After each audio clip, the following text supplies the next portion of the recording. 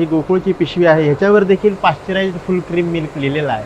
म्हणजे ही प्रक्रिया नेमकी काय आहे आणि ह्या प्रक्रियेच्या अनुषंगाने अनेक बाबी आहेत, त्याचा आपण आज मागोवा घेणार आहोत.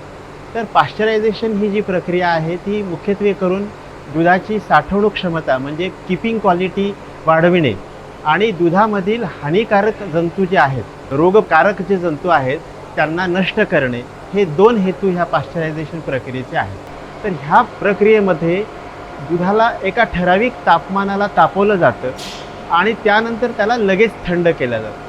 गोकुळसारख्या मोठ्या संस्थांमधून HTST पाश्चरायझर वापरले जातात. ह्या हाय टेम्परेचर म्हणजे 72 डिग्री टेम्परेचरला दुधाला 15 सेकंदासाठी गरम केलं जातं. त्यामध्ये जे रोगकारक जंतू आहेत ते जंतू त्यातले नष्ट होतात.